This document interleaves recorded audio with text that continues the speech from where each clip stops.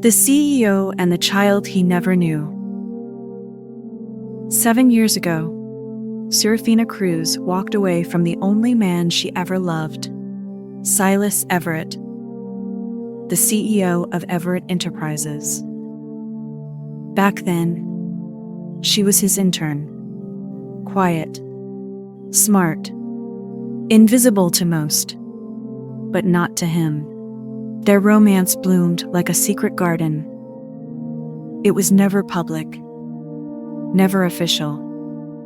Silas protected it, or so he thought. Seraphina loved him in silence, knowing full well the risks. She wasn't after power or status, only the man behind the title. And she had him until the day everything shattered. She found out she was pregnant. Before she could tell him, Silas was in a devastating car crash that erased the last year of his memory. To the world, he was still the same man. But to Seraphina, he had become a stranger, one who didn't remember their love or the child they had created. To protect herself and her unborn daughter, she disappeared.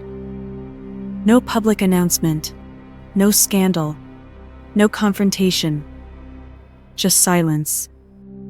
She built a life far away, raising her daughter Ivy alone, with a heart stitched together by quiet heartbreak. She never told Ivy who her father was, not because she hated him, but because she was scared of what it would do to both of them. She thought their story was over. Until now, at 28, Seraphina returns to the corporate world, hired by a prestigious firm for a special marketing collaboration. She didn't know who the client was until she walked into the boardroom and saw him. Silas Everett. Alive, powerful, even more magnetic than before, and completely unaware of who she really is. Seraphina panics, can't let him find out. Not now. She keeps her distance, always professional, always cold.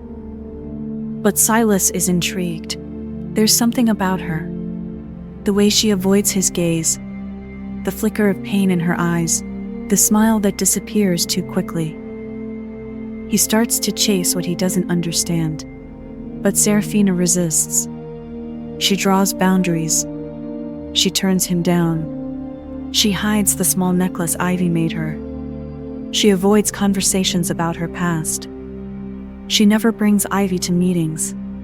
But fate doesn't like secrets. One day, Ivy gets sick. With no babysitter, Seraphina has no choice but to bring her daughter to the office. She tries to hide her away in her private room, but Silas sees her, just a glimpse, and something clicks. He can't shake the feeling. He starts asking around. He notices Seraphina's panic, the way she pulls Ivy away, the way she lies, softly, carefully. The more Seraphina pushes him away, the more obsessed Silas becomes. Not out of ego, but because he's falling for her, again. But there's a twist. He's already dating someone, Camilla, the elegant, icy investor's daughter, a woman he's with more out of logic than love. Camilla sees the change in Silas. She notices his interest shifting to the quiet consultant, and she's not about to let it go. Suddenly, office politics turn tense. Seraphina is subtly aced out of meetings. Projects get reassigned. Rumors start to spread. Silas tries to intervene, but Seraphina refuses his help. "You don't know me," she says. But Silas can't let her go. One night, after a stormy business event, he confronts her in the parking lot. "Why do I feel like I've known you before?" he asks. "Why do I dream about your voice?" Seraphina nearly breaks, but she walks away. That same week, Silas sees Ivy again. This time, she's laughing, drawing with chalk outside the office courtyard. She calls Seraphina Mama. He hears it. He studies the girl's eyes, and he knows. That night, he demands the truth. Seraphina finally breaks. She tells him everything, from the internship to the pregnancy, to the day she left after the accident, the love he forgot, the life he missed. Silas is devastated. He realizes he spent years chasing things that never mattered, and the one woman who did matter had been there all along. But it's not that simple. Seraphina isn't ready to let him walk back into their lives. "You can't just remember me when it's convenient," she tells him. "You're a stranger to our daughter." So now, Silas has to fight, not just for Seraphina, but for Ivy.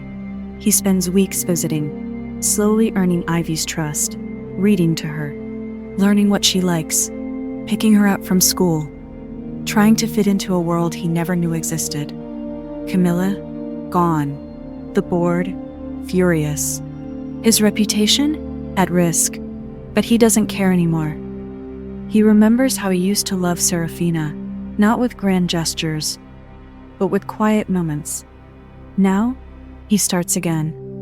Coffee left at her desk, books she once loved, the rooftop where he once planned to propose. And then, finally, 7 years later, he takes her back there.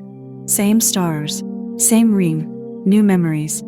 "I don't remember everything," he says, "but I know what matters now, and it's you."